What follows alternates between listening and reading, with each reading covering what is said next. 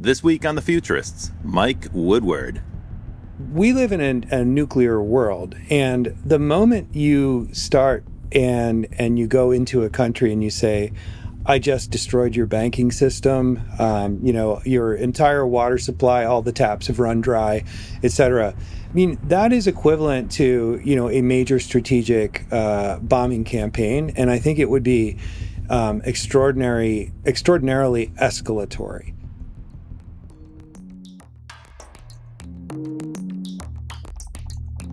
Hey, welcome back to The Futurist. I'm thrilled to be here with my buddy Brett King. Hey. Dialing in from Bangkok. Brett, you're back. We haven't done a show together for a while, man. It's true, man. We've been separated by an entire ocean. Yeah. Anyway, great to see you again. Yeah, great to see you. Great to see you. You're busy, making sure that our event in Dubai is going to be a hit. I'm psyched. Look, I want to invite everybody, go and check out the event page, futuristevent.com. If you are interested in attending, just reach out to Robert or I on social media, and we'll hook you up with a generous discount. But as a listener, cool event, folks. Brett's been working on this for more than a year. We're gathering futurists together for a live event in Dubai at the fabulous Jumeirah Beach Hotel. That's on the 22nd and 23rd of September, so just around the corner. And there's a great group of people, including astronaut Scott Kelly. I think we're also going to have the Emirati Space Force as well, so that we'll have some representatives of I don't know which astronaut is coming, but we've supposedly getting a UAE astronaut joining us, so that's going to be intense. And Tariq Qureshi, who I haven't met in person. I'm excited to meet. He'll be there as well, kind of helping us manage the event. Awesome. So it's a super cool thing. Brett's been putting this together for quite some time. We've always had the vision of doing a live event together, so we're super excited about that. Just around the corner at the end of September. Our first, but not our last, hopefully. Yeah, that's right. I think this is going to work out really great. We have such a amazing talent. I just got off the phone or off the planning call with both Ramez Nam and Pablos Holman today. We have Kathy Hackle coming. Yeah, it's futurist rich event. In fact, we worked out that we have 30 of the top 50 ranked futurists in the world. Ross Dawson, of course, who's co-hosted the show, is going to be there. Who ranks them, so he knows. Right? Yeah, exactly. So yeah, really phenomenal group of people, and really glad that it's come together. It's a lot of work, but I'm super excited about it. That's great. So folks who are listening, that event happens in September on the 22nd and 23rd in Dubai. If you're interested, check out futuristevent.com. That's futurist, one word, event.com. And we will see you there. Honestly, that would be great fun for people who see you in the future. Join us and meet some of our other guests who we had on the show. Now, this week we have a different topic. So, from time to time, Brett, we have science fiction authors on the show, and we find that useful because sci-fi authors, they tend to posit a scenario based on some scientific principle. Sometimes it's loosely based on that. And then they kind of write a scenario about what might happen, a dramatic scenario. But that's actually quite useful for people because it's a way to make future forecasting really vivid, really relatable. People love a good story. And so they'll go along for the story, but they get the science along the way. Yeah, did you notice that Kai-Fu Lee's latest book, he actually co-authored with a science fiction author for that very reason? Yeah, he wrote a bunch of scenarios. Yeah. Because people don't want to read some forecast. Candidly, those are quite boring. And the storytelling is a much more vivid way of putting it across. You're right. So this week we have a guest who is someone who does something similar, but it's a little bit different. He's a writer of speculative fiction, and he's written a number of best-selling books, and an old colleague of mine. So I'm very happy to reconnect with Mike Woodward. Mike is the author of a number of books, including he kind of inherited the Tom Clancy franchise and has written a couple of bestsellers in that, as well as the Handler series, which is about the CIA. Mike's got a background in military intelligence. We worked together in telecoms and technology many years ago. And I saw themes of that, by the way, in his latest book. So he is the author of The Red Tide. Red Tide is coming out in September, right, Mike? Yeah, September 23rd. And Red Tide is awesome. I just finished reading it last night. I got to tell you, we don't really plug books. How did you get a copy in advance, dude? Hey, I know the author. Friends in high places. Folks, people do send us books from time to time, and we read them on the show. Yeah, we do. A few podcasts where we do the work. Like we'll read the actual book. We enjoyed it. This book was like eating chocolate. I could not put it down. So Mike, kudos on a great thriller. I enjoyed the heck out of it. But the reason you're on the show, because this is not a literary podcast, the reason you're on the show is that we're interested in the scenario. And for the folks who are listening, Red Tide is about a scenario in the near future where the struggle to control artificial intelligence chips becomes so important that there's a conflict, a military conflict between the United States and China. And specifically, it's a naval combat scenario involving Taiwan. I don't want to blow the plot. It's super fun to read. But candidly, there, in my view, for our podcast, the plot is just there to get you into all the future concepts, because what Mike does a great job of is building scenarios of how might a conflict happen? How might a war between the United States and China happen? And in this case, in the beginning of the war, the goal is to not have a gigantic global conflict. They're trying their best to avoid that scenario naturally, but unfortunately, it spins out of control, and that's what happens. So, Mike, welcome to the show. It's great to have you on the Futurists. It's great to see you again. Hey, you too, Robert, and nice to meet you, Brett. Nice to meet you. So, first thing I wanted to ask you about is how did you get into writing books about military conflicts? This is super interesting to me. Last time I saw you, we were selling software to phone companies. Yeah, I mean, I think I always wanted to be. I always wanted to be a writer, and corporate life over 20 years to 25 years in tech, gave me a lot of exposure to the world and how the world works. And I got to meet a lot of super interesting people. The passion never left me. And anytime I had downtime, I was always sort of working on it. And COVID came around, had a little more time. The commute was gone.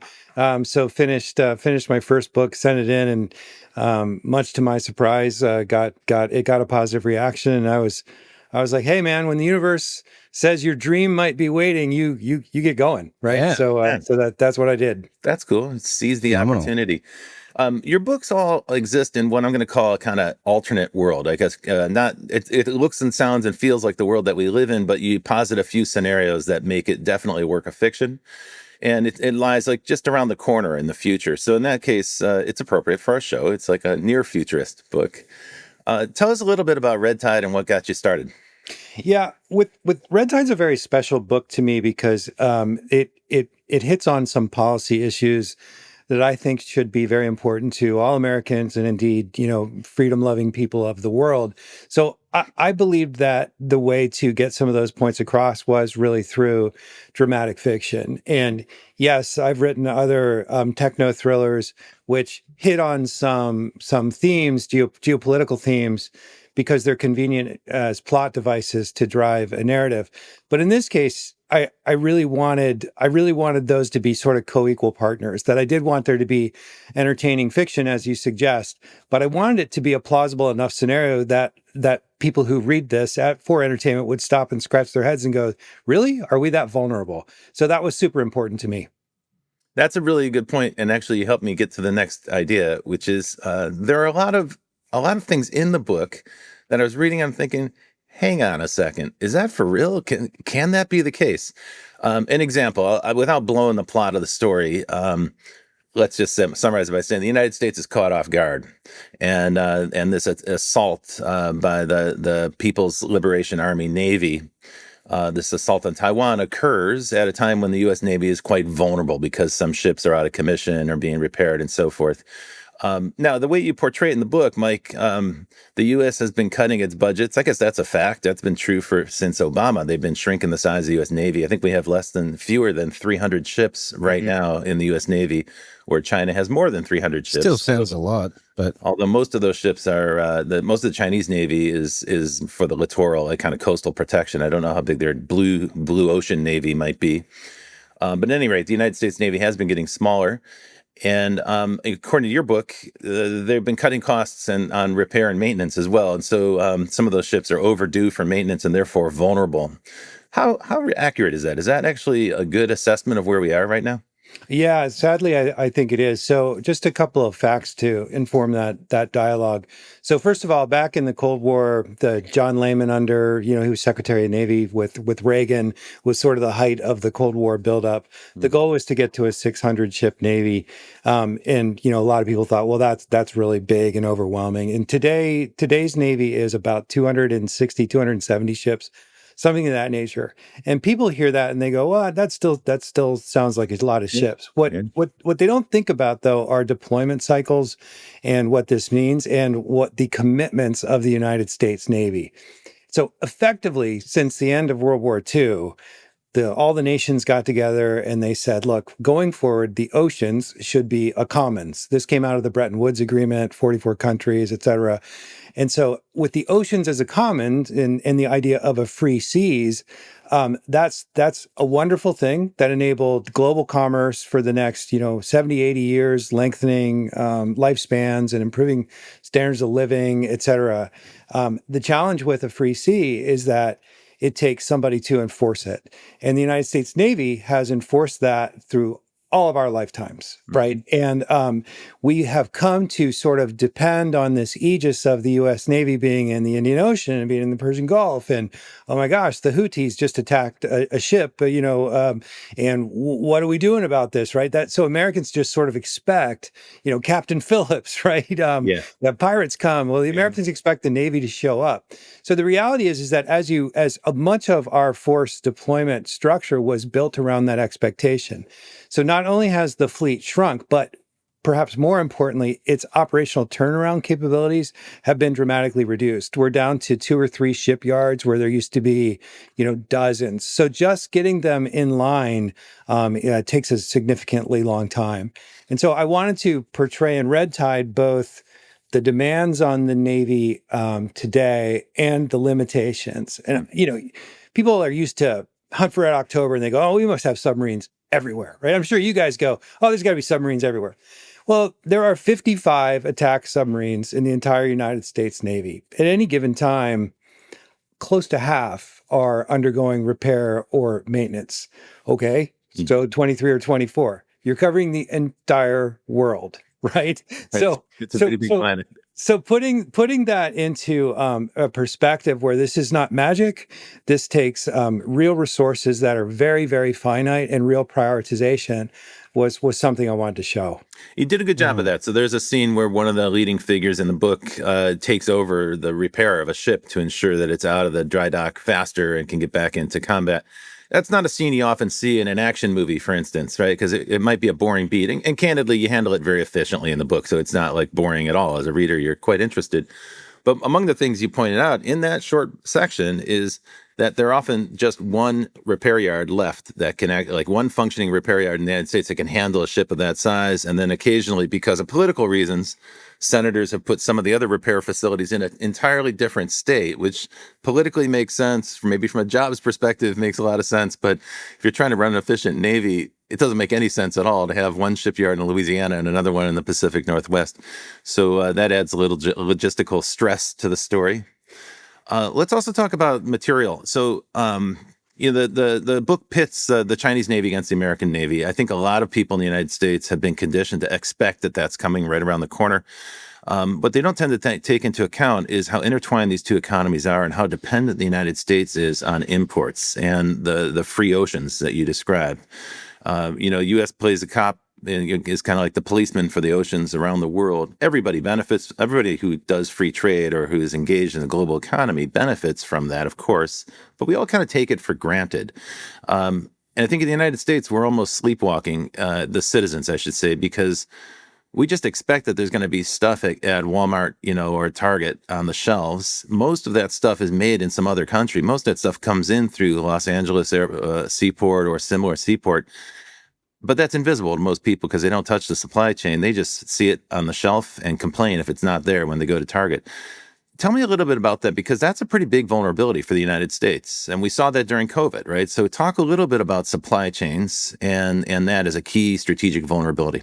Yeah, I think the phrase is that the world's commerce floats on the oceans, and that has been true, since the end of World War II and even before that. And the U.S.-China relationship goes back, centuries at this point to that maritime trade, and trade forces between countries have driven wars quite famously. I mean, World War II, Japan's attack on World War II started when the U.S. and a couple of European countries embargoed oil because they didn't like the Japanese incursions into Southeast Asia, that cut off 80% of oil to Japan. So they said, look, 80%, we can't do that. And so what I was trying to modernize in that scenario in Red Tide was, all right, energy can flow through a lot of places, and that's kind of a classic way to start a war, starving that supply chain. But we are so dependent on technology now. In fact, our weapon systems are so dependent on technology, just as an army is dependent on fuel, that what would happen if China just seized the one plant, look at TSMC, and I'm sure we'll talk about that, but the one plant where this stuff happens to be made, which also happens to be in a territory that they can consider their own. And so, can they effectively dominate global supply chain just by taking that?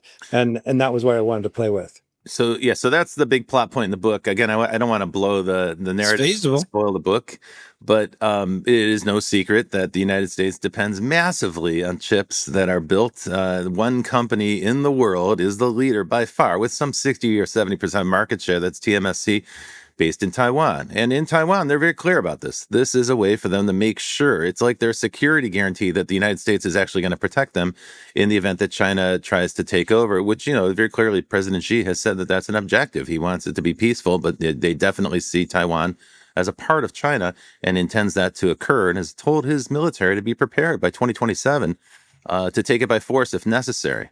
Okay, so let's unpack that scenario. First off, let's talk about the chips that you mentioned. There is that big vulnerability.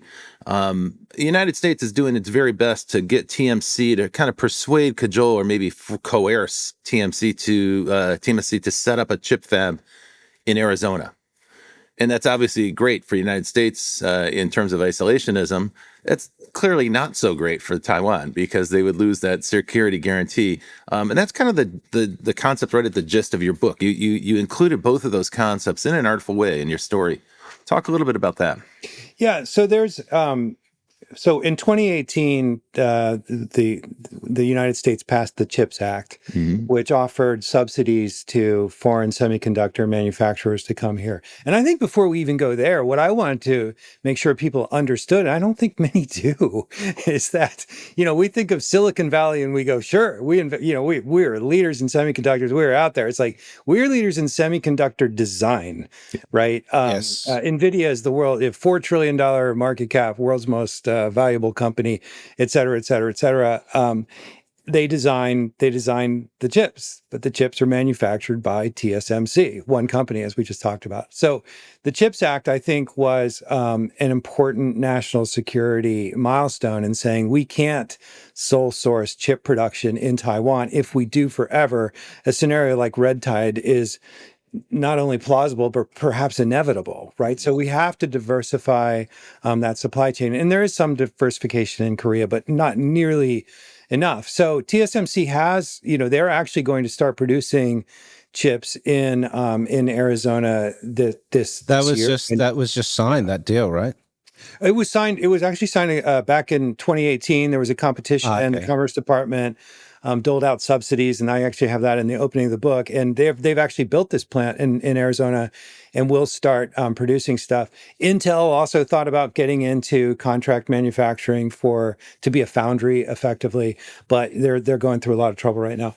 So I wanted to play with all those ideas, but if Take the technology and the supply chain piece out of it. If you were China and you said, my strategic goal isn't so much that I want to own all those chips. I mean, maybe that's part of it, but that is really actually a strategy leading to a larger goal.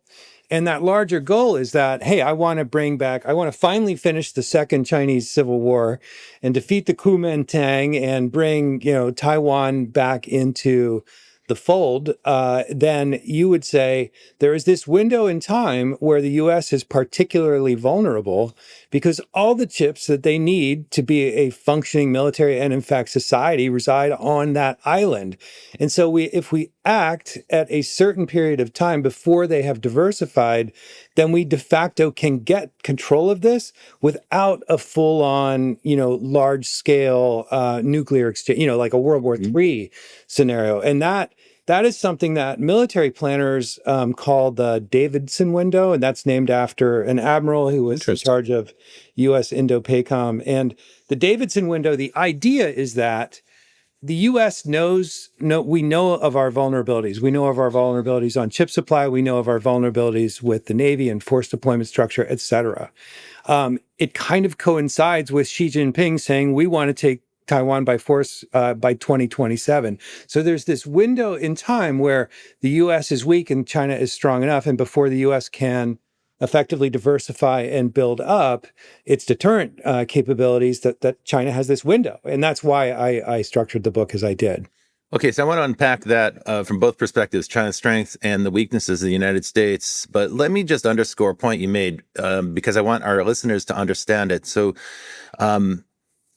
you mentioned NVIDIA, $4 trillion market cap, which is astounding. I mean, this is an astounding number. In 2000, there were no companies that were anywhere near that size or that value.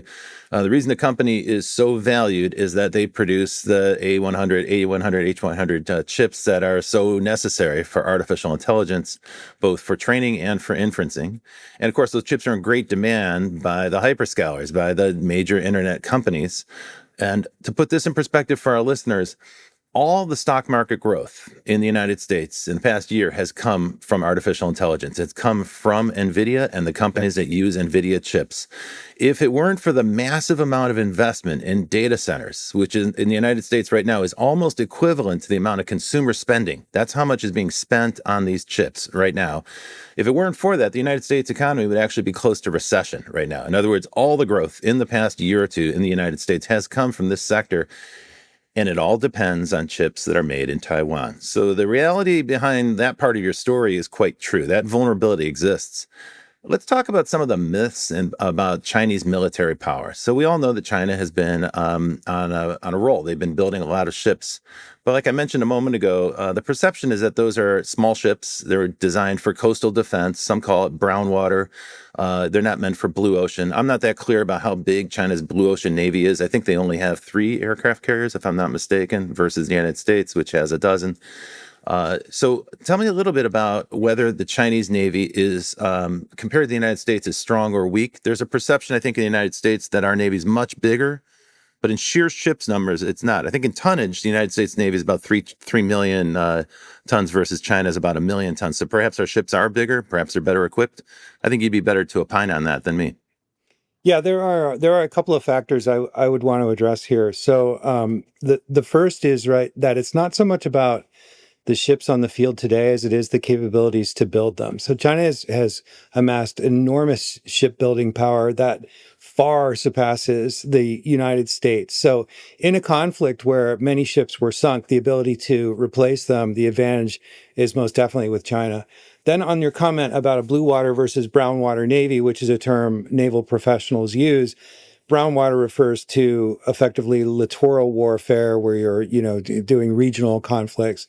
Blue water navy speaks to actual power projection and expeditionary warfare. And the United States has been the leader in that for decades, right? Since World War II, and arguably in all of world history is the only true blue water navy force that's ever existed.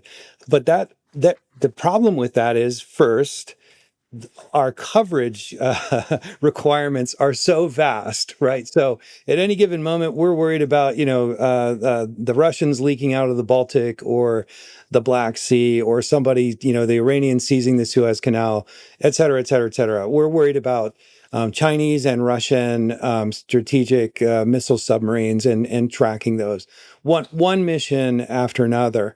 If you compare that with China, they so far have not said we want to be a global dominant blue water navy. Now, that said, they have built ships that are absolutely blue water navy capable, and they are trending in that direction. So that perception that there is some truth that you can look at China and say, look, the number of ships in terms of account, a lot of those are small corvettes or things like that don't matter. What does matter, however, are these, they call them Type 55 frigates. And we look at them and we go, whoa, no, those are much bigger than stuff that we build. Their weapon systems are much more capable, et cetera. With aircraft carriers, Similarly, they are just now figuring this out. But it's taken Western navies, most Western navies have never really figured that out. The British have a few, the French have a few, the Russians have a few, et cetera. But they've never been all that capable. A lot of times they rely on vertical takeoff and landing aircraft or short takeoff landing aircraft. Like think of the British in the Falklands with the Harrier. China is now mastering a full-on big deck aircraft carrier. In the book, that's portrayed, a carrier called the Fujian, and that it uses, for example, American aircraft carriers have used traditionally steam catapults. Well, steam has to build up. You get that from nuclear power, and then all that pressure shoots a big heavy aircraft off the ship. China pioneered electromagnetic catapults, and that's something that I think we're building into our new Ford aircraft carriers. But China did it first, right? And then I think we'll probably talk a little bit more about wargaming scenarios in the area of hypersonic missiles. In 2021, the U.S. suffered what I call a Sputnik moment, where a Chinese hypersonic, circled the globe at Mach 8 or whatever it was, and drilled into a target inside China, and everybody went, "Oh my God, that is an entirely new thing. That's not a ballistic missile. That is a cruise missile that's effectively targeting on the fly." Dropping a secondary thing that's a glide vehicle that could easily kill a ship. And so China has been dramatically ahead of that in the world for hypersonics. The Russians have deployed hypersonics. The U.S. is just now figuring it out. So I don't think that Americans should have this false sense of security that no worries, we're way ahead of this. If China really wanted to do something at a theater level, not a global war, but at a theater level, like in a Taiwan scenario, their capabilities are quite daunting at sea. That's impressive. In the book, you posit a scenario where a U.S. aircraft carrier gets sunk, and it's quite a dramatic scene. I'm trying not to spoil the book, although frankly, this is what everybody has to consider when we think about the possibility of a war with China. My understanding is the U.S. Navy's approach to dealing with China has been to cut off the pinch points. For instance, the Straits of Malacca, which is where all the oil is transshipped on its way to China. There's usually a carrier group hovering around that neighborhood, and the idea there would be to interdict or stop any oil tankers that are on their way to China. So if there were a military conflict in about 6 weeks, China would start to feel the impact of an oil embargo, similar to Japan, as you mentioned in the lead up to World War II. To do that effectively, you need to have multiple carrier groups in the region. My understanding is in the South Pacific, in the area around broadly in Southeast Asia, there are generally 2 or 3 U.S. carrier groups there. And while the composition of a carrier group is classified information, we know that it's not just one big aircraft carrier, a fifth of a mile long, kind of an amazing thing, these gigantic ships that move so fast. But it's also surrounded by cruisers and destroyers, and typically a sub would be there as well. Again, we don't know for sure. Now, in the book, you posit a scenario where all that gets wiped out by these hypersonic missiles. How realistic is that? Is it possible to sink an aircraft carrier? The USS America in the mid-2000s was an old school ship that they tried to sink. The U.S. tested missiles on it and so on. And the thing stayed afloat for weeks, and they could not sink it. They finally had to reboard it and scuttle the ship in order to sink it. What's the destructiveness of a hypersonic missile? Let me unpack a couple of pieces of this. So first off, just speaking to something you said, hey, we always have 2 or 3 in Southeast Asia. Once upon a time, we had, so by the way, I was a naval intelligence officer. I served on an aircraft carrier, the USS Carl Vinson, which is still out there today. Tells you how old our fleet is getting. But back then, it was congressionally mandated that there had to be 13 carrier battle groups. That's since been cut to 10. Okay. And as we discussed, our turnaround capabilities for when these ships are back in the yards is not as good as it used to be. So one of the ideas that I wanted to play around with was, okay, of these 10, if we have full global coverage, and if any time, let's say a third of those carriers are in refits, or their reactor cores are getting refurbished, things of that nature, you're down to 6 or 7, and yet we have to cover the whole world. So it is not true that we always have 3 or 4 on patrol at any given time. If you just go to usnavy.mil, what you will see is there's generally 3 carrier battle groups on patrol in the world, spread across, the world in The thirds. Mediterranean, the Gulf, Exactly. Asia. Exactly right. Exactly right. And U.S. Navy operates on fleets, and so they say, hey, it's a third fleet, there's a fifth fleet, he's in seventh fleet. In this case, we're talking about the seventh fleet. So there are those. The other big stick that the U.S. Navy has, and I don't want to understate this because it's an important consideration that most people don't think of, is that what we're talking about are those large aircraft carriers, but there are also amphibious readiness groups. And for amphibious readiness groups, that means there's a Marine Expeditionary Unit on board, which is, a self-contained army, effectively, ready to go ashore and fight. It has its own Air Force, now with F-35s, very capable. And these are smaller deck aircraft carriers, effectively. So at any given time, there are basically 3 carrier battle groups and 3 of these, amphibious readiness groups spread around the world. So in Red Tide, I had a combination of the two, which I think is much more realistic. So as you mentioned, each one of these things is a combination of ships. Yeah, it's not just the carrier. There are ships that are spread around it that are set up for really defensive. So that think of the carrier as the quarterback. It's the offense. It's ready to throw the big pass, and the other guys around it are like, the linemen, or the running back who can do some offense, but a lot of times he stays back to block. Right. So these I still used to don't be- understand American football. Oh my God, you're still missing out.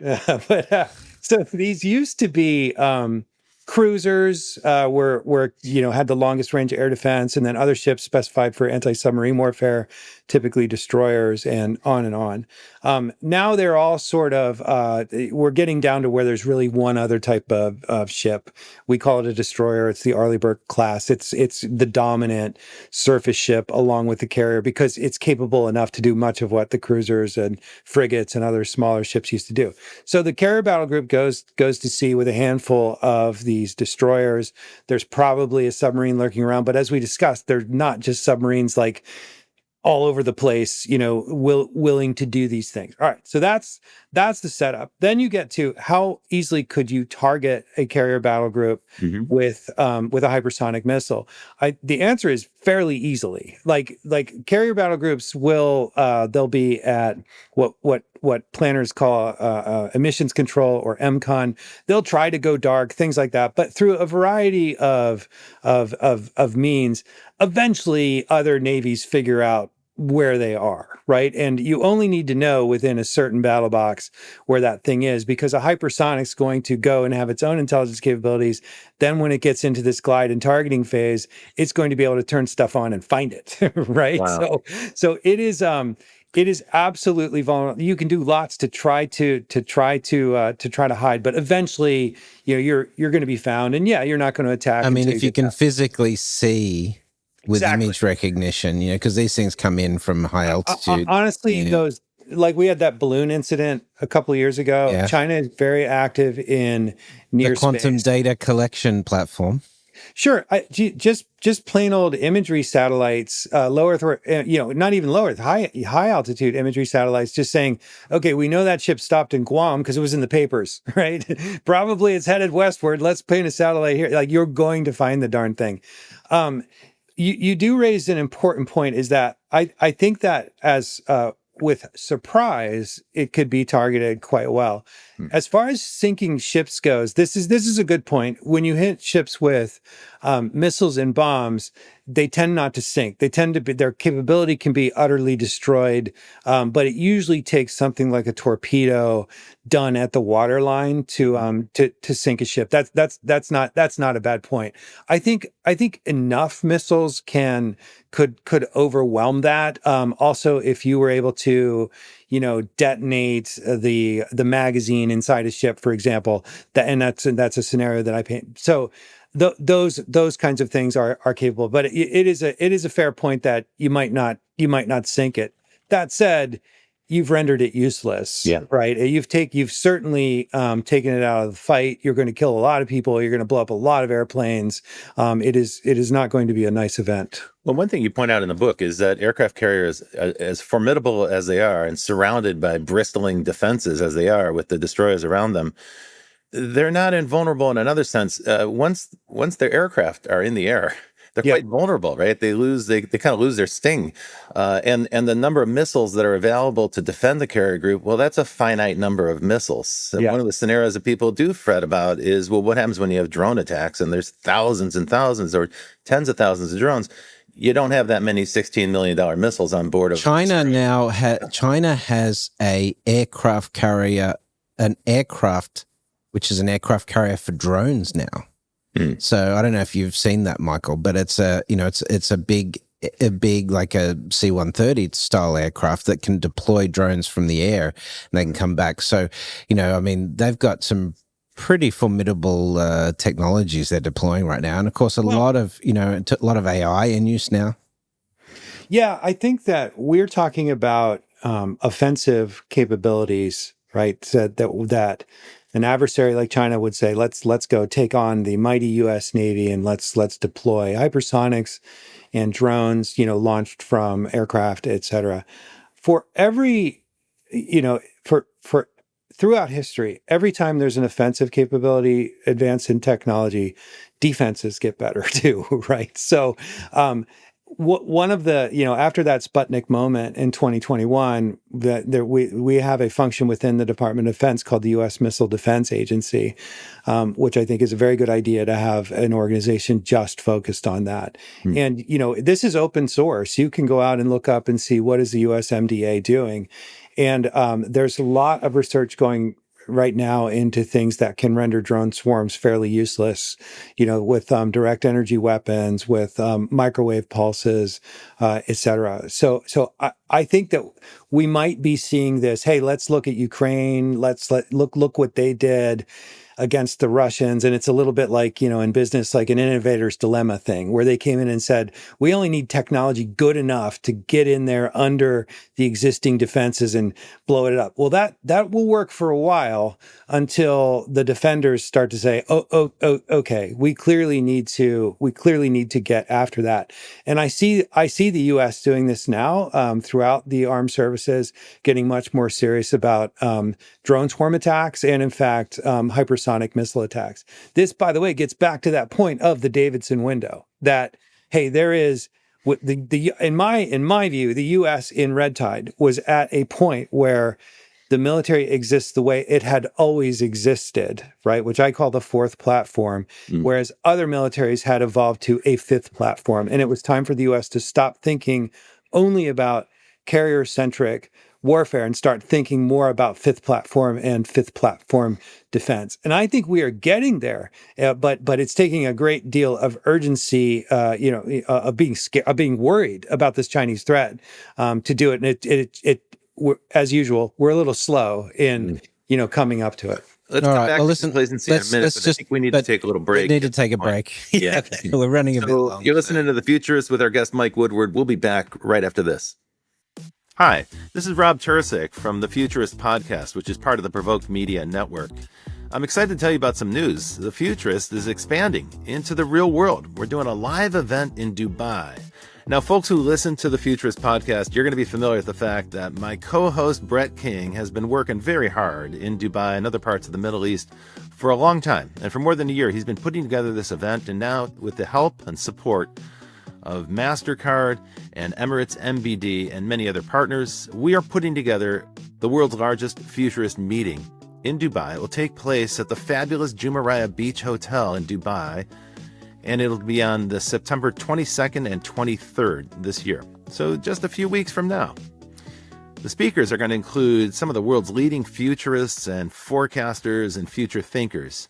People like Brian Cox and astronaut Scott Kelly. Of course, Brett and I will be there to conduct interviews and introduce some of the other folks. We've got speakers from around the world. And if you're interested in meeting futurists in person and participating in an event that attracts the future-minded, please join us on the 22nd and 23rd of September. You can learn more about it at futuristevent.com. That's futurist singular event.com. It's all one word, futuristevent.com. And that'll tell you all about the event. I sure hope to see you there in Dubai on the 22nd and 23rd of September. Thanks. We're back. This is the Futurists. My buddy Brett King and I reunited again. Very happy to see you again, Brett. Happy to see you in such good fighting form, coming in from Dubai, coming to us from Thailand. And Well, mine would work. between Thailand and Dubai right now, of course, spending a lot of time in both. But that sounds exotic, but it's actually just means I'm sort of jet lagged like 100% of the time. So, but anyway, It's fun to see you. I mean, honestly, it's been months since we've connected for a yeah, podcast, so it's good yeah, to see you again. it's good. So before the break, Mike, you mentioned something called the fifth platform, and I thought it'd be a good idea to give our audience a recap. What's the first, second, third, fourth platforms? So, well, I have a fictional character basically positing this as kind of a dissertation in the book.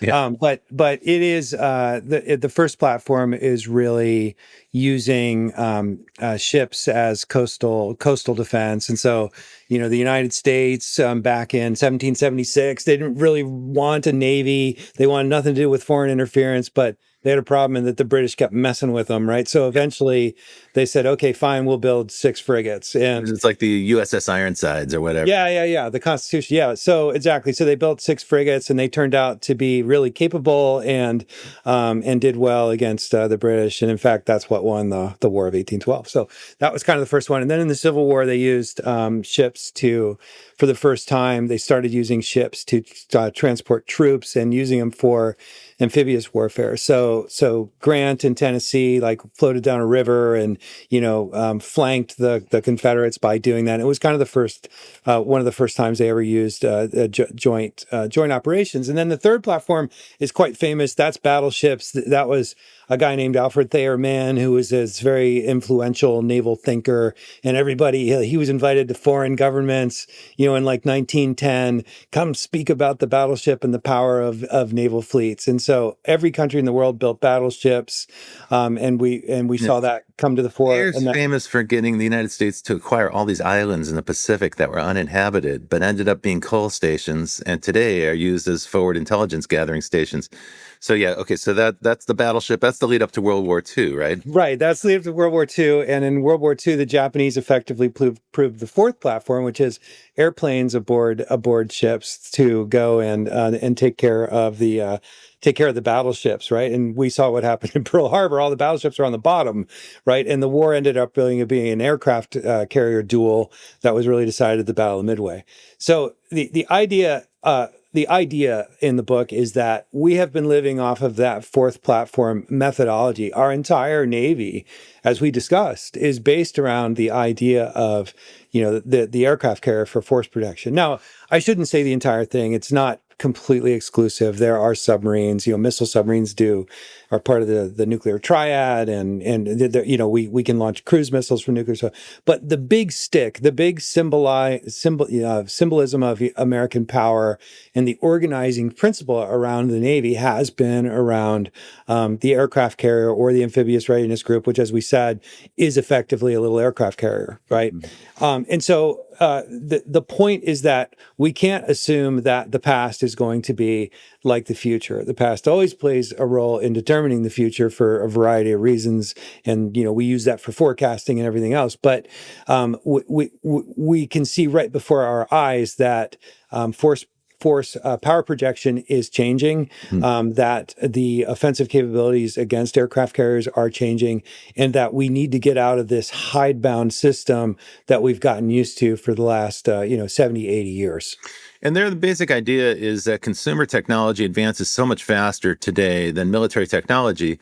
And, consumer technology, we can say, is driven by smaller, cheaper, faster, and better, largely because of those chips that we were talking about in the first half.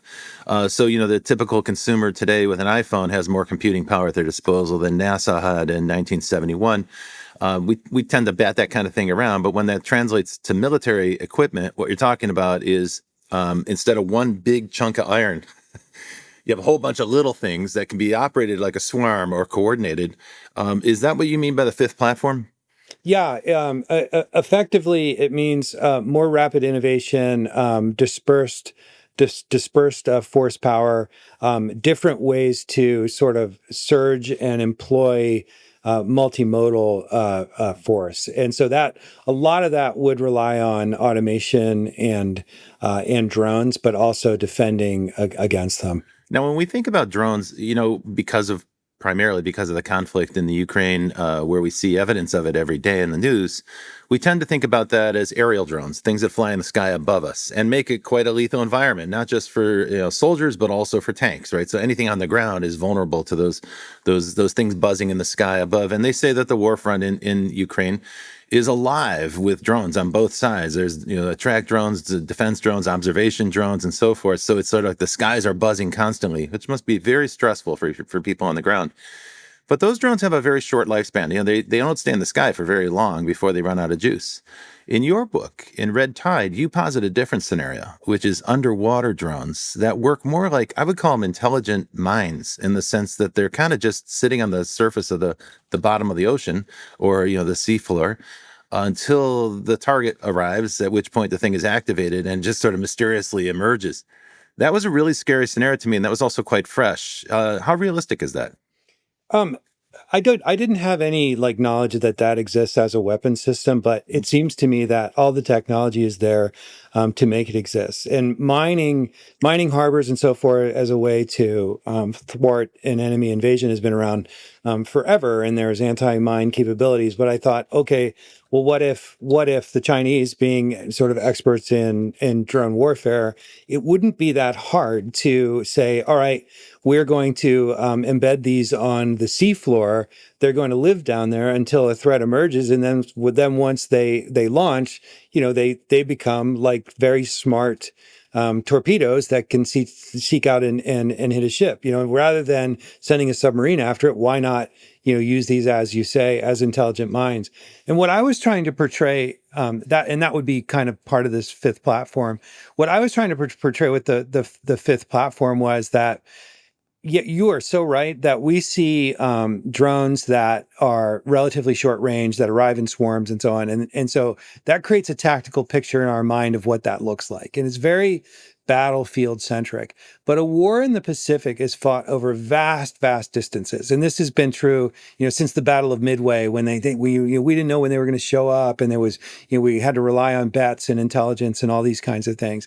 And so in the book, I have the guy who believes in this fifth platform show it to an admiral and say, look, here's my idea. The admiral looks at it and he sees a drone, and he says, a surface drone, and he says, look, that's all well and good, and I know that's had some success in Ukraine. The Ukrainians sunk a Russian major ship called the Moskva, right? Yeah. And so he's trying to hide his disappointment, because he's going, my problem is I've got an enemy that's thousands of miles away with a fleet that has set up a blockade. So how the heck am I supposed to, use this thing with what I've got today? I can't just get right up next to him, et cetera. And so what I wanted to portray was that there are some advances solid hydrogen fuel, things like that can actually create much longer distances for drones, and also that can sink ships. Back to that earlier point, and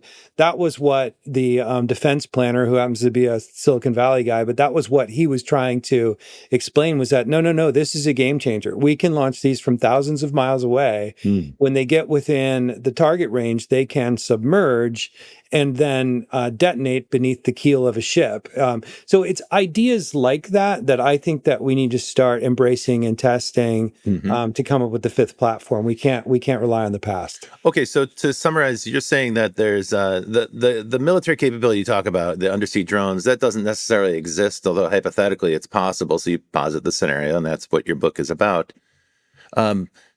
Let's talk about another related scenario, which is that all these systems have to be coordinated, and communication is vital. And radio communication famously changed the nature of combat, changed the nature of ship-to-shore combat, right? So that the communication breakthroughs are as important as any other military advance. And in your book, you posit a scenario that many have talked about. We've talked about it on the show, in fact, which is the idea that in the next war, the opening salvo will be to blind the eyes in the sky, to take out the satellites. And China's already demonstrated a capability of doing that. Some said it was very reckless because they blew up another satellite with a satellite killer. So let's talk a little bit about we have the Kessler syndrome scenario, possibly. Remember Gravity, the movie, where a satellite was shot down and then it fragmented, and that created this chain reaction. With all the Starlink satellites and stuff we've got in orbit right now, if you imagine if something at that at that orbital level was impacted and created a lot of debris, then it would essentially create a total communication blockout, because we'd lose all the satellites potentially. Yeah, it's like a cascade of junk in the sky. As you blow up one satellite, it has, because those satellites are moving at thousands of miles per second, right? They're moving extraordinarily fast. So even something small like this paperclip, the impact of that could destroy another satellite. But you can imagine when you blow up one, like Brett said, there's a cascading effect. Now, that's not really a central feature of your book, but you do mention in passing that the satellites are put out. They're disabled, and the U.S. Responds and does the same to China. So basically, both navies are fighting blind, and in a way, it allows you to set up the final part of the book, which is really like a recap of the Battle of Midway, where they're using the old techniques, and they're having to pull out the sextants and figure out where they are, using dead reckoning and so on. It's like, you're like, we sure hope they polish those skills, because if they're overly dependent on the digital tech and the hyper-connected world, they're going to be out of luck when the satellites are blinded. How feasible is all that? I mean, is that really true? And would the U.S. Navy have to be prepared to do that kind of dead reckoning and go back to the old the old craft of sailing? So I think in any conflict, the very first shot is going to be fired in space. And China here again has built pretty impressive capabilities, both kinetic stuff that launches from the ground. They are rumored to have killer clusters in space. I had never heard. They have the most modern space station in orbit. Okay, yeah. And I had never heard the Kessler effect before, but I did try to portray that in the book, that, look, there's going to be a war of satellite robots that are just going to obliterate this stuff, because both sides realize that the most advanced weapons depend on satellite communications effectively and telemetry to be effective. Now, that said, all these weapon systems, they rely on GPS, but they're also multimodal. A lot of times they have inertial navigation systems, or INS, to sort of sense where they're going. But we're, again, talking about these long ranges, talking about advanced targeting systems over thousands of miles, that if you took out GPS, INS would still function. There's other technologies in Tomahawks, which I talk about in the book, which are basically match known terrain features to say, okay, there's a canyon there, I must be, at this point.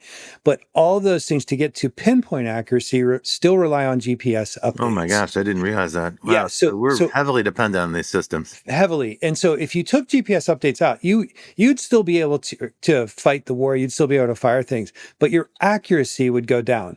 And then if you think about that, if your accuracy goes down, that means the likelihood of hitting a non-military target goes up. And that means that the risk to escalation goes up quite a bit. So we would lose ISR. We would also, or intelligence, surveillance, and reconnaissance.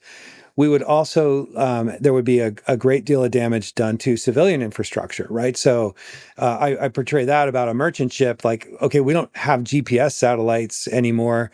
We really are back to celestial navigation. And I think that is extremely plausible. And it's not that they couldn't do it. They could, they'd still get there. But again, we're massively degrading efficiency. Telecommunications, we take it for granted that there are, satellite bounces for telecom, but we have seen the Russians cut fiber optic cables in the Baltic. We have also, and I have that in the book a little bit, we have also seen the Chinese do such things to Taiwan. Taiwan's an island. So by cutting off telecom, by taking off satellites, they all of a sudden control modern communications. And, none of us can get through 2 hours without our smartphone. So we can imagine what that would do to a population. It's funny, all these modern conveniences that we have, smartphones, the global supply chain, and so on, they create dependencies, and that's actually a vulnerability. Correct. Yeah. Some people are skeptical that there could be an invasion of Taiwan, partly because that island is a rock, and the east side of it famously is like a sheer cliff that just drops into the ocean. So there's no place to actually climb on. There's no place to land anything. How likely is an amphibious assault? Now, in your book, you frame this quite artfully, I thought, because you shrank it down to like a micro amphibious assault, which seems more doable. But is that a plausible scenario? A lot of skeptics would say, well, the Chinese Navy has never done a successful Yeah. amphibious landing ever under combat conditions. So there's a group that's kind of like the Rand Corporation. There's two main think tanks. There's the Rand Corporation. There's another one called the Center for Strategic and International Studies, or CSIS. They're associated with Georgetown University, and like Henry Kissinger was part of big think tank. And so they've taken on this wargaming scenario, and they effectively said there are three paths this could go down. One is an all-out Chinese amphibious assault. Another one is, a World War III scenario where there's nuclear escalation and exchange, which is horrifying. And there's a third, which is a blockade. And I believe, in looking at Chinese history and the Chinese way of thinking and sort of Maoist designs around how you go to war with an opponent, that a blockade is by far the most likely outcome. It's something well within their capabilities, and it would be a very difficult thing for us to break, because Taiwan's right off the Chinese coast. I mean, if we wanted to blockade, Connecticut, it's not going to be that hard for us to blockade Connecticut. It's going to be hard for other countries to get through, and that's effectively what they did. As far as an amphibious invasion, when CSIS did game out those three things, in every case, there were levels of devastation on both sides to varying degrees.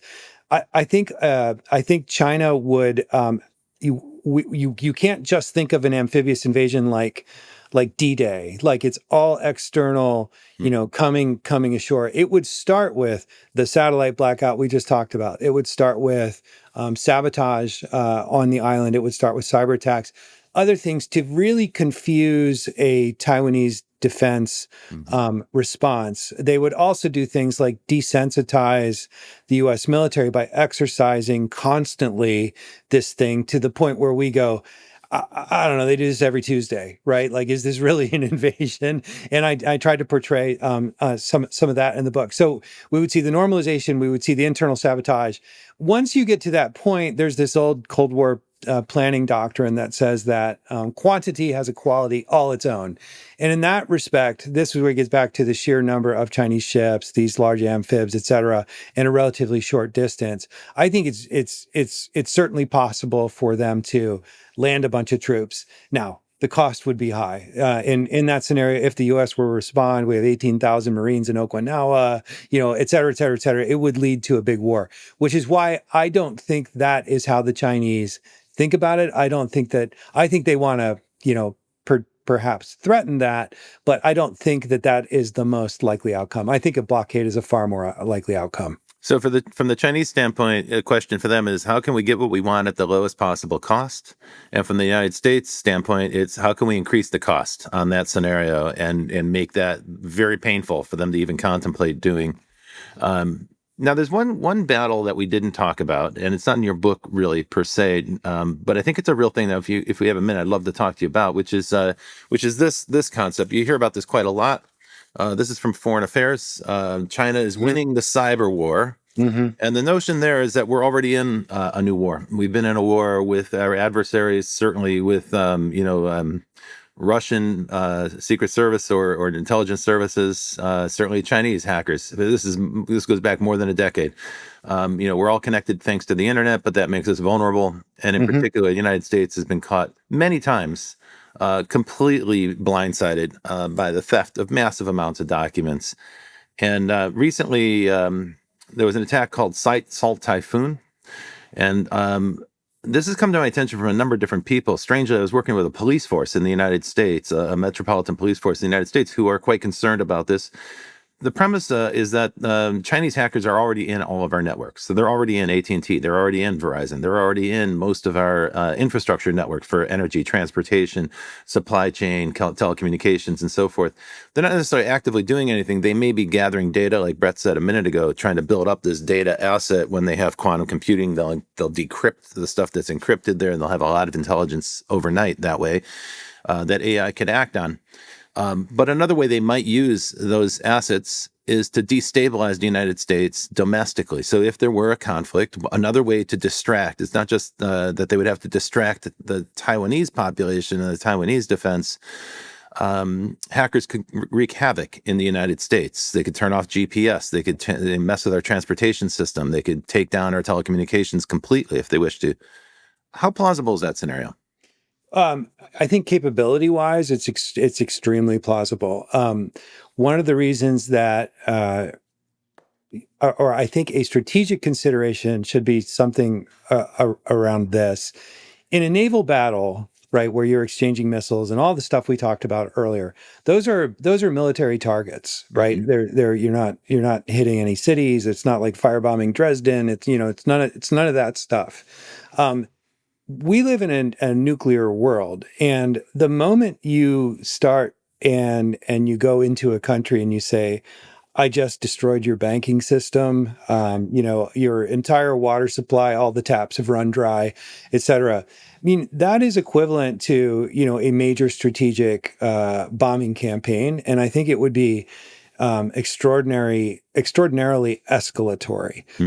And so I believe that just like, unfortunately, we live in a world where nations maintain things like nuclear armaments, I think we also maintain offensive cyber capabilities that are, maybe not as devastating as a nuclear war, but certainly disruptive to a society on a fundamental existential kind of level. So I think employing them at that level is you're in a total war. And I certainly in the scenario I wanted to portray, both sides were doing everything they could to keep this limited to a military conflict. And in fact, in some respects, I feel that is sort of the future because we've seen it even in Russia, Ukraine. Now, Russia's, awful and indiscriminately, targets Ukrainian civilians and so on and so forth. But you don't see the rest of the world jumping in and saying, now let's just strategically level Russia. Right. Right. We certainly could. Right. If the United States wanted to, it would not be a huge challenge for us to defang the Russian army or navy. Right. I think we were certainly capable of it. I mean, the Ukrainians are evidence that you can punch back. But the United States has been acting with restraint. This is, widely debated, right? Like, should we act with more? Should we be more aggressive? The fear is, like you said, the fear is escalation. If you trigger a country that has nuclear weapons, you don't really know what they're going to do next. And actually, you could say the same thing. This is the motivation for the preemptive strike on Iran. Right? The preemptive strike on Iran is to prevent them from being in that position where they can get away with terror, with assaults, with impunity, because the risk is that they might retaliate with nuclear weapons, and so deprive them of that capability, and then they can't be such a bully and they can't back terrorists. That's a very controversial approach. I'm certainly not endorsing that necessarily, but I can understand the logic behind it. It's like, do not let this country get nuclear weapons because they will blackmail everybody else with terror from that point on. So your view in the book is that the militaries, kind of cooler heads prevail in the militaries, and they say both sides are like, let's constrain this conflict to military targets and let's minimize civilian casualties. And so the battle in your book doesn't spill into the civilian domain. For instance, the United States doesn't attack mainland China except to take out the rocket launchers in Hainan Island in your scenario. And the Chinese don't attack, Hawaii, although I think you mentioned they did flatten Guam. They hit Guam, but that's because Guam is a major military hub. Yeah, it's basically hit the air base. It's basically an aircraft carrier that doesn't move very fast. Right. Okay. So another scenario, this is again outside your book, but I want to cover before we end the show, is the idea of coordinated assaults by adversaries of the United States. We talked earlier about the idea that the post-war logic has been freedom of the sea. And for those who are listening, that's a historical aberration, right? The norm for 5,000 years before that was piracy, frankly. I mean, if countries were in conflict, it was fair game to seize their ships. But that changed after World War II. And as a result, we have this hyper-connected, interconnected global economy where countries are actually dependent on each other. And that is a great force for peace, actually, because they have a lot to lose if there's a conflict we're quite vulnerable. All of us are quite vulnerable to that global supply chain if it's disrupted. And we learned that to our dismay during COVID. However, there is a growing number of nations that consider themselves adversaries of the United States. They bristle at the U.S. dominance. They bristle at the U.S. economic system and the U.S. banking system. They bristle at the fact that the U.S. will use the banking system and sanctions to cripple their economies if they don't comply with the United States. In their view, that's a kind of soft imperialism that they rebel against. Those countries, typically we would say that Iran, Russia, China, North Korea would fit into that, and then that group changes from time to time. They're often portrayed as villains in the United States, so we get a very negative perspective on it. What we haven't seen yet is a coordinated assault. And it's not clear to me that those countries have enough common interest to do a coordinated assault. Some of them would be risking an enormous amount, maybe for less gain than others. Notably, China has been reticent to be even seen orchestrating this. And while it's true they're certainly supplying Russia with non-lethal material during the war against Ukraine, and apparently they are also supplying engines for drones because they've now recovered drone engines in the Ukraine from Russian drones that are made in China. So there's evidence that they're supplying military equipment as well. But they've been careful to keep this low-key. So they don't want to attract the United States in reprisals. Tell me a little bit about your perspective of this scenario of a coordinated assault against the United States, and what would that look like, and what would the implications of that be? Yeah, it gets back to the old thing: nations don't have friends; they have interests. And if you look at China's interest, or really when we say China, we're talking about the People's Republic of China. And when we say the People's Republic of China, we're really talking about the Chinese Communist Party. And the Chinese Communist Party, since 1949, has had one overriding goal, and that is to stay in power, right? And they don't have a national constitution per se. They have a party constitution. The army works for the party. These are all party instruments. And there have been times in history where the Chinese Communist Party's rule has been threatened, and they do everything they can to avoid that. And in many ways, if you look at the reign of Mao and the Great Leap Forward, which was a complete disaster, the largest famine in human history, followed by the Cultural Revolution, where they purged the country of experts. I mean, really wreaking havoc on China. Deng Xiaoping came along behind him and said, "Why don't we go to this managed capitalism model?" Right, and pretty soon they very adroitly did a parallel system where they involved Communist Party bosses in building up town village enterprises and state-owned enterprises and everything else, and all of a sudden they become this export economy. And we heard Brett say it earlier. Hey, when China becomes a larger economy than the U.S., okay, they're the second largest economy in the U.S. That's happened in the last, 40 years because they embraced capitalism. And it's happened because they have an export model. And because they have this large economy that is based on an export model, it keeps the CCP in charge. And so the moment that economy falls apart, CCP rule is actually threatened, right? There's nothing that guarantees sure, they have thugs in the streets and so on and so forth. But China, has basically been one big armed struggle between, the Qing dynasty ended in 1911. They had a republic. From there till, 1949, it was one continuous set of either foreign intervention war or civil war, et cetera. So they're conditioned to think, oh my gosh, let's not take our hold over this country for granted. We need to maintain control of this. The world is connected enough, even though we have the great, privacy wall and all that stuff, that people know that they need this economy. So my point in saying all that stuff is to maintain control. They need this export economy to continue to function. And that is why they're not going to jump in front and say, hey, we're all for the Russians invading Ukraine because we want to make Vladimir Putin happy. Their interest isn't really making Vladimir Putin happy. Their interest is in keeping their export control model going, right? While not pissing off Putin and having him as maybe a friend in the future. Okay. And destabilizing the U.S. doesn't hurt them. That helps them advance. Exactly. We And blow a lot of money on military equipment while they can invest in, in railroads and smart infrastructure. absolutely right. And so I think that if you study the Cold War, what made it a Cold War was there were true believers on the Soviet side in Marxism and everything else. So it was an ideological struggle between two systems that went globally, right? What we see today with what, it's China, Russia, India, North Korea, what, policy planners call the CRINK, right? The CRINK are not united by any common ideology. They are, as you put it, neo-imperialists, right? They want their sphere of influence.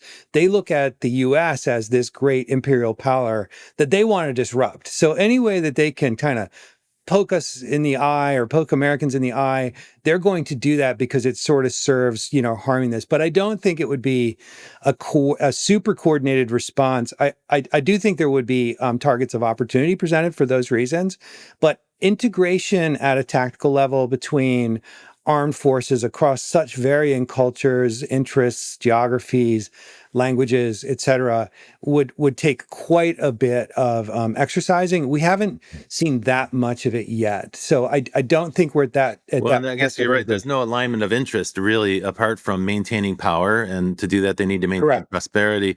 Maybe in some respects, it's more similar to the end of the Roman Empire, which took centuries, precisely because, frankly, the Goths and Visigoths and Ostrogoths and Huns and Persians and Parthians and all those groups that were against the Roman Empire had very little in common, and they didn't really coordinate because they were fighting each other half the time as well. And as a result, the Roman Empire was able to kind of amble along or shamble along for centuries after its peak of power. Well, gosh, Mike, this has been a great pleasure. I could continue talking to you all day long. It's great to reconnect with you. Folks, you've been listening to The Futurists with my guest, Mike Woodward, who is the author of Red Tide. The book is now in stores. It's available on Amazon. I read it. We read the books that people send us on this show. I enjoyed the heck out of it. I was telling Mike before the show, there's not that many books that I get in this line of work that are riveting. Usually I'm getting some dense business book from some business consultant about how to prepare for the future or some leadership strategy or something. Those are good books, and we enjoy having those folks on the show, but it's fun. It's a real fun treat for me to get a military thriller that's so well written, so compact. The narrative is concise. The characters are drawn in quickly. The drama is compelling. But the story is packed full of interesting insights about what a future conflict might consist of. And so, Mike, thanks for unpacking that part for us. I tried to do my best not to spoil the book. I hope I didn't ruin it for any of the listeners, and I want to encourage you all to read it. Mike, where can people find out more about you? Where can they find the book, and where can they find out more about Mike Woodward? Yeah, I write under the name MP Woodward, and so you can go to mpwoodward.com, and I'm on all the usual social stuff. But if you start there at mpwoodward.com, that's where you can learn more about me and this book. Super. Well, thank you very kindly for joining the show. A big shout out to our friends at Provoke Media who make the show possible. And again, I want to encourage anyone who's interested to go to futuristevent.com and learn more about our big gathering on September 22 and 23 in Dubai. Every week, Brett King and I will bring you another person who is thinking about and shaping the future as they envision it. Sometimes it's an author like Mike, and sometimes it's someone who's running a business or a scientist who's inventing a new technology. And every week, we'll be back with another such person for the show. Until then, we'll see you in the future.